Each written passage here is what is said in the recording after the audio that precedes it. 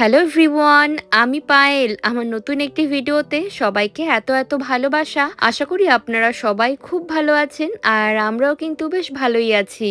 সকাল সকাল আজকে ফোনে আবহাওয়া চেক করতে গিয়ে আমি তো একরকম অবাক। আজকে ভালোই গরম পড়েছে জানেন। ঘড়িতে এখন সময় প্রায় সকাল 10:30 মতো। এখন তাপমাত্রা রয়েছে 17 ডিগ্রি। যদিও বেলা বাড়ার সঙ্গে সঙ্গে আরো একটুখানি বাড়বে, তারপর যখন বিকেল গড়িয়ে সন্ধে নামবে তখন আবার কমতে থাকবে।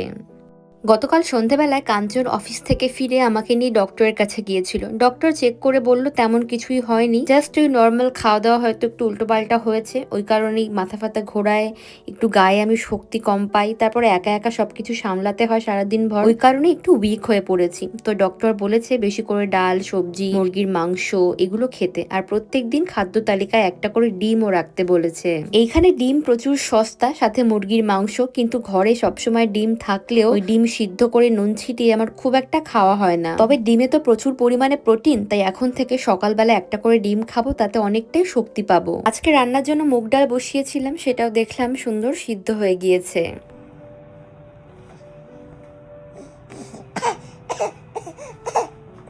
এটা এখন দেওয়া যাবে না।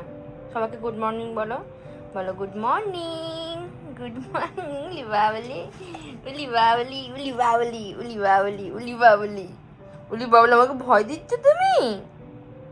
আমার মাঙ্কুলি, আমার প্রাণটা কই রে?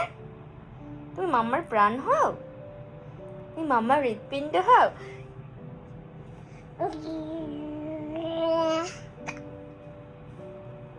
বলো এখন আমার একটু ঘুম ঘুমু পাচ্ছে, তাই এটা আমি খেয়ে একটু ঘুম পাবো, তারপর ঘুমিয়ে যাব না বাচ্চা।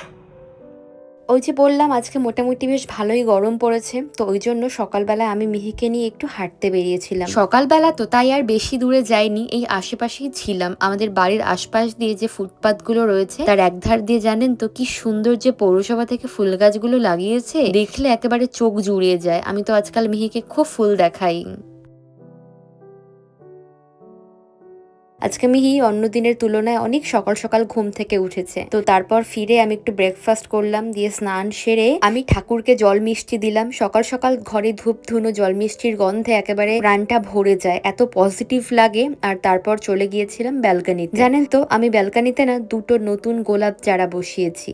একটা ওই একদম ফুসিয়া পিঙ্ক কালার, আর একটি হলো ওই ধরুন অরেঞ্জ আর লালের মাঝামাঝি যে কালারটি, ওইটি। আজকে রান্না করব একদম সিম্পল, তবে গরমকালে এইসব রান্নাবান্না খেতে ভীষণ ভালো লাগে। হবে উচ্ছে দিয়ে মুগ ডাল পাতলা করে, সেই সাথে ভেন্ডি চিংড়ি করব। অনেক দিন ধরে জানেন তো আমার না মায়ের হাতের ওই ভেন্ডি চিংড়ি, আমার মা মাঝে মাঝে নিরামিষ আমিষ দুইভাবেই ভেন্ডি রান্না করে, ওটা যে আমার কাছে কি অমৃত লাগে। মাকে তো এখন কাছে পাচ্ছি না, তাই মায়ের কাছে শুনে শুনে আজকে রান্নাটা করব।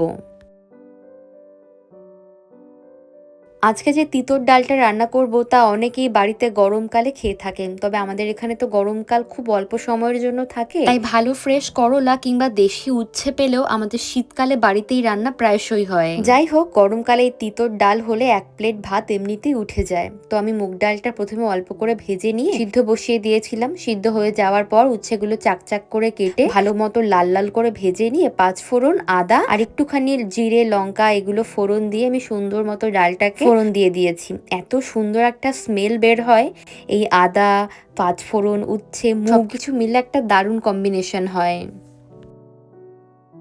আমাদের রেফ্রিজারেটরের একদম নিচের যে অংশটা সেটাই হলো ডিপ ফ্রিজার। তো ওইখানে ফ্রোজেন সবজি, মাছ, মাংস, আইসক্রিম সব থাকে। গেল সপ্তাহে আমি বাজারে গিয়েছিলাম, তো তখন দুটো মতো এরকম গোটা ফ্রোজেন ভেন্ডির প্যাকেট আমি এনেছিলাম। দেখলাম এইবার এই গোটা ভেন্ডির দামটা অনেকটাই বেড়ে গিয়েছে, কিন্তু তারপরেও কি, যে জিনিস মানুষ খেতে পছন্দ করে তার দাম বাড়লো কি কমলো, মানুষ অল্প হলেও তো খাবে। যাই হোক, আমার এদিকে ডালটাও কমপ্লিট হয়ে গিয়েছে। মা কি হয়েছে, কি হয়েছে, কি হয়েছে? তুমি কোলে উঠতে চাও, কোলে উঠতে চাও, কোলে উঠতে চাও, কোলে উঠতে চাও, তুমি কোলে উঠতে চাও? মাম্মা, মাম্মা, মিহি, মিহি।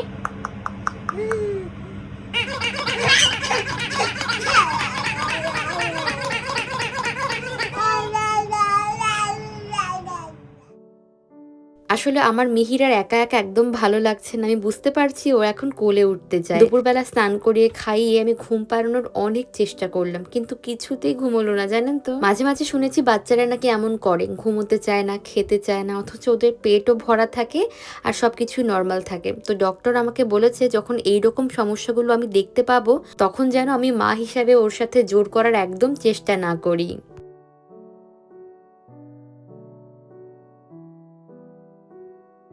যাই হোক, এই চিংড়ি ভাজতে গেলে তো তেল ছিটে আসতে পারে, তো ওই কারণে আমি চিংড়িটা ভেজে তারপর ওকে আগে কোলে নেব। এই চিংড়িগুলো ফ্রোজেন চিংড়ি, বাড়িতে সবসময় থাকে, তো আমি ভালো মতো পরিষ্কার করে একটু নুন হলুদ মাখিয়ে রাঁধুনি ফোড়নে প্রথম ভেজে নিলাম। ভেন্ডি, চিংড়ি, চাল কুমড়ো কিংবা পেঁপের ঘন্ট একটু চিংড়ি দিয়ে করলে খেতে খুব ভালো লাগে, তবে যদি হয় সেটা নদীর কিংবা ওই ছোট কুচো চিংড়ি, সেটা খেতে দুর্দান্ত লাগে। এখানে তো ওরকম চিংড়ি পাওয়া যায় না, তাই আমি যেটা করি এই বড় চিংড়িগুলোকেই খুন্তি কিংবা ছুরির সাহায্যে ছোট ছোট করে কেটে দেই।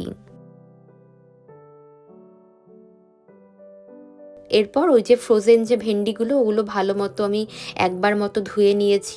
ধোয়াই থাকে ওরা ক্লেম করে, কিন্তু তারপরেও মনের শান্তির জন্য একটাবার ধুয়ে নিলে কি এমন ক্ষতি, তো ওই কারণে ভালো মতো ধুয়ে নিয়ে এরকম একটু বাঁকা বাঁকা করে কেটেছি। তারপর ভেন্ডিগুলো দিয়ে এই চিংড়ির সাথে ভালো মতো একবার ভেজে নেব। কিছু কাঁচা লঙ্কা চিড়েও দিয়েছি সাথে করে, আর দিলাম কিছু বেসিক মশলা, একটু নুন, একটু হলুদ গুঁড়ো, একটু ঝাল লঙ্কার গুঁড়ো।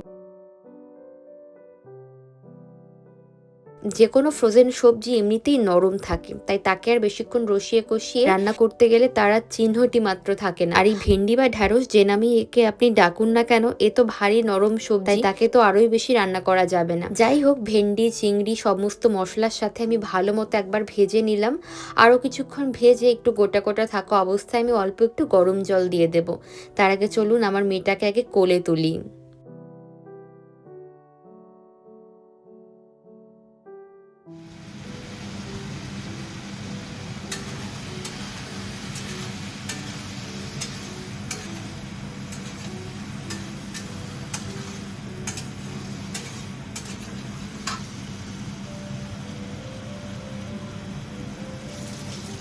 ফোনের ক্যামেরা ওই স্ট্যান্ডে অ্যাটাচ করা থাকলেও কিন্তু বুঝতে পারে যে ক্যামেরা হচ্ছে। আমার মনে হয় ও এত সুন্দর যে ক্যামেরার দিকে তাকাতে পারে বা তাকিয়ে খিলখিল করে হাসে, আমার মনে হয় ও হয়তো ভাবে ফোনের ক্যামেরাটি এমন একটা জিনিস যা আমার আপনার মতো সবার মতোই দেখতে পায়, তাই তো ও হয়তো ক্যামেরার দিকে তাকিয়ে এত সুন্দর আই কন্ট্যাক্ট বজায় রাখে। বুঝতেই পারছেন বাড়িতে আমি একা সারাক্ষণ থাকি ওকে নিয়ে, তো ওকে যদি আমি সবসময় কোলে তুলে রাখি তাহলে বাদ বাকি কাজগুলো কিভাবে হবে, বা আমি সবসময় কোলে তুলে তো রাখতে পারবো না। তাই আমার মিহির অভ্যাসটা এমন ভাবেই তৈরি হয়েছে যে ও একা একা কিছুক্ষণ থাকতে পারে। কিন্তু এখন তো বড় হচ্ছে, কিন্তু এখন তো একটু একটু করে বড় হচ্ছে, অল্প স্বল্প কিছু কিছু জিনিস বুঝতেও পারে, তাই চট করে আমি ওকে আর ফাঁকি দিয়ে থাকতে পারি না। এমনকি বাথরুমে গেলে, স্নান করতে গেলেও আমি ওকে সামনে স্ট্রলারে বসিয়ে রাখি। এই একা মাদের যে কি যুদ্ধ, তা কেবলমাত্র একা মারাই জানবেন।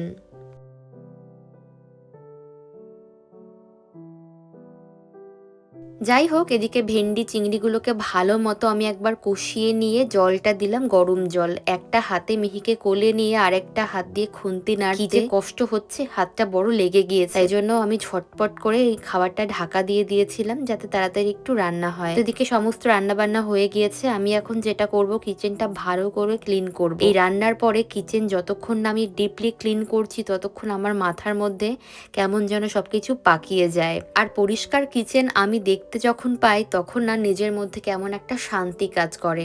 বেশ, চলুন, অনেক তো বেলা হলো, আমার আর কোনো কাজ নেই। মিহিকে এখন আমি ঘুম পাড়িয়ে দেব। আর চলুন আপনাদেরকে একবার ব্যালকনিতে নিয়ে যাই।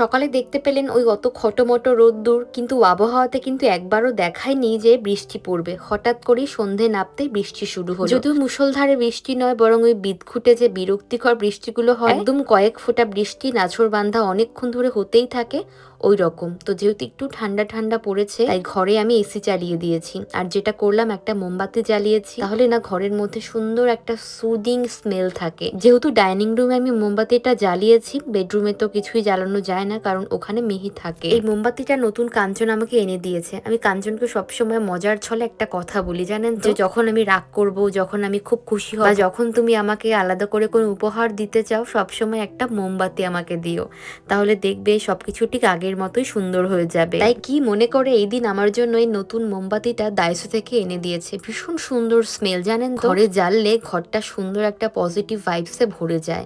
আর আমার মোমবাতি তো এমনিতেই খুব পছন্দ, তাই ঘরে আমি শখে পড়ে মাঝে মধ্যেই মোমবাতি জ্বালিয়ে দেই। তবে একটাই ভয়, এগুলো যেহেতু কাঠের ঘর, কাগজের দেয়াল, তাই সবসময় খুব অ্যাটেনশন দিয়ে মোমবাতিগুলোকে চোখে চোখে রাখতে হয়।